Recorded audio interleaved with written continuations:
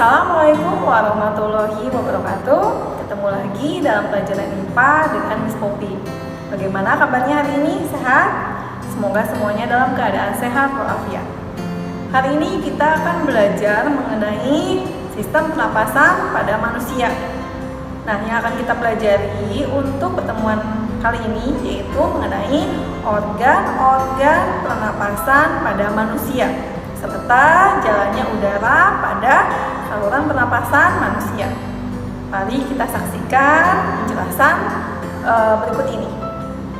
Organ pernapasan pada manusia. Kenapa sih kita harus bernapas? Karena kita makhluk hidup. Iya sih, betul. Tapi sebenarnya untuk apa sih kita bernapas? Respirasi atau bernapas sebenarnya merupakan aktivitas memasukkan oksigen atau O2 dan mengeluarkan karbon dioksida atau CO2 dan uap air atau H2O. Nah, oksigen ini dibutuhkan untuk kita untuk melakukan metabolisme dalam tubuh kita. Apa sih sebenarnya metabolisme itu? Metabolisme adalah suatu proses kimia di dalam tubuh kita untuk mengubah nutrisi menjadi energi. Jadi, sebenarnya kita bernapas itu untuk mendapatkan energi, mengubah nutrisi yang terdapat dalam makanan yang kita makan menjadi sebuah energi. Nah, sekarang mari kita bahas ada apa saja sih organ-organ pernapasan pada manusia itu. Yang pertama itu ada hidung, rongga hidung. Kemudian yang kedua ada faring. Yang ketiga ada laring. Kemudian yang keempat ada trakea. Kemudian yang kelima ada paru-paru, ya. Nah, paru-paru ini berjumlah 2 atau sepasang, paru-paru kiri dan paru-paru kanan. Nanti akan kita bahas satu persatu mulai dari rongga hidung sampai ke paru-paru. Nah, sekarang kita akan bahas terlebih dahulu mengenai rongga hidung. Nah, seperti pada gambar, ya, ini adalah gambar dari rongga hidung. Rongga hidung memiliki rambut-rambut halus dan juga lendir. Masing-masing mempunyai fungsi.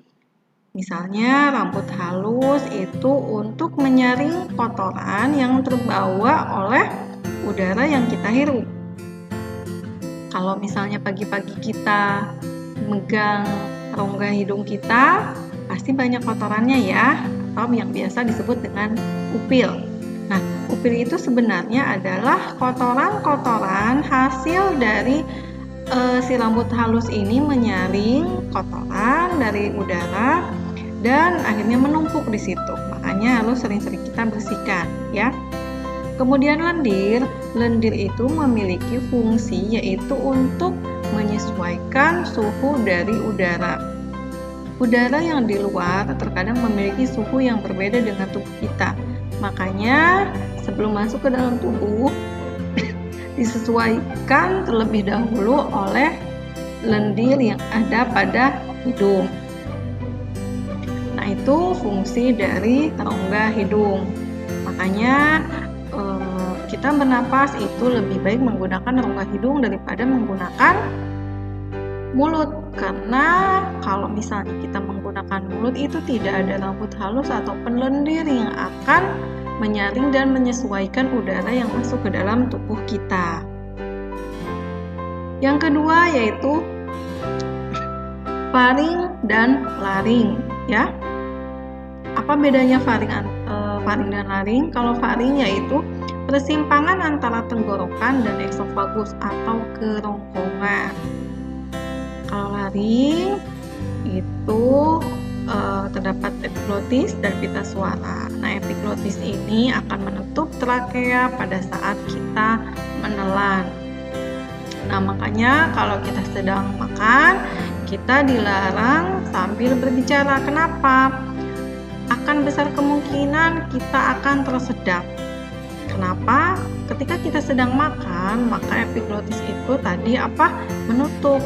Namun kalau misalnya kita makan sambil berbicara, otomatis epiglotisnya akan membuka, sehingga nasi atau makanan yang misalnya ketika kita menelan itu ada di tenggorokan, itu akan bisa masuk ke tenggorokan, sehingga akan menyebabkan kita menjadi tersedak.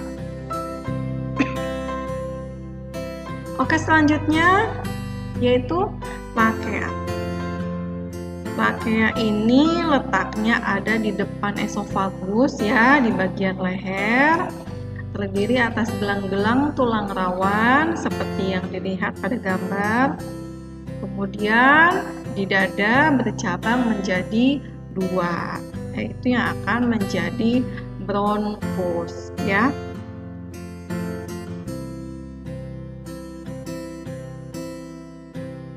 Oke, selanjutnya yaitu paru-paru. Sebelum kita langsung membicarakan tentang paru-paru, kita bahas dulu mengenai tadi trakea itu bercabang menjadi 2 ke kiri ke kanan, yaitu bronkus ya. Nah, bronkus itu ada yang ke kiri, ada yang ke kanan, masing-masing itu akan menempel pada paru-paru.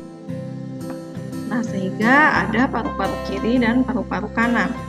Nah, paru-paru sebelah kiri itu terbagi menjadi 2, yaitu lobus superior dan lobus inferior. Beda dengan paru-paru sebelah kanan. Kalau paru-paru sebelah kanan yaitu terdapat 3 ruangan, yaitu lobus superior, lobus medius, dan lobus inferior. Nah, paru-paru ini diselaputi atau dibungkus oleh selaput yang dinamakan pleura ya. Dan ukuran paru-paru sebelah kiri itu lebih kecil dibandingkan dengan paru-paru sebelah kanan. Ada yang tahu kenapa? Nah, ini ada hubungannya dengan letak jantung. Jantung itu terdapat di dada, di rongga dada sebelah kiri, bagian atas paru-paru. Nah, sehingga paru-parunya itu menjadi ukurannya lebih kecil dibandingkan dengan yang kanan, karena di atas paru-paru itu terdapat jantung ya, begitu. Nah, di dalam paru-paru itu terdapat gelembung-gelembung udara yang disebut dengan alveolus. Nah, bentuknya seperti ini ya. Baik paru-paru kiri ataupun paru-paru kanan itu sama, terdapat alveolus. Dia bentuknya itu seperti buah anggur ya. Seperti buah anggur, kecil-kecil dan banyak. Nah, di tempat inilah terjadi proses yang sangat penting, yaitu sebagai tempat pertukaran antara oksigen dan karbon dioksida. Ini terjadi ketika kita menghirup udara, memasukkan ke paru-paru, kemudian kita menghembuskan nafas juga ya. Itu kita menghirup oksigen dan di alveolus terjadi pertukaran yang dari tubuh kita CO2-nya dikembalikan ke darah dan akhirnya dikeluarkan lagi melalui rongga hidung, begitu. Nah, kita akan bahas sebenarnya bagaimana sih proses perjalanan udara kita dari mulai kita menghirup ya sampai udaranya, oksigennya sampai ke darah. Ada beberapa langkah ya. Yang pertama yaitu udara masuk melalui hidung, kemudian diatur kelembapannya oleh selaput lendir dan juga disesuaikan suhunya oleh kapiler darah. Kemudian setelah masuk melalui hidung, dia akan ke trakea, ya, melalui trakea penyaringan benda asing itu terjadi, ya, termasuk di dalamnya itu benda asing berupa bakteri, virus, ya. Nah, selain itu juga udara diatur suhu dan kelembapannya. Langkah yang ketiga itu melalui bronkus dan bronkiolus. Jadi setelah udara melewati trakea, dia akan masuk ke bronkus dan ke bronkiolus yang bercabang ke kiri dan ke kanan. Nah, kemudian udara diteruskan ke paru-paru yang di dalamnya itu ada alveolus. Nah, langkah yang keempat itu di dalam alveolus, ya, terjadi pertukaran udara antara oksigen dan karbon dioksida. Nah, begitulah perjalanan si udara, ya. Nah, nanti kalau dari alveolus kemana lagi? Ya sudah, di alveolus itu terjadi pertukaran, ya, tempat pertukaran oksigen dan karbon dioksida. Nanti oksigennya akan dibawa ke darah, ya, oleh pembuluh darah, itu nanti akan disebarkan ke seluruh tubuh. Nah, kemudian karbon dioksida yang tadi diberikan juga di alveolus itu akan dikeluarkan kembali keluar tubuh melalui hidung. Nah, begitu, ya, proses perjalanan udara di dalam tubuh kita.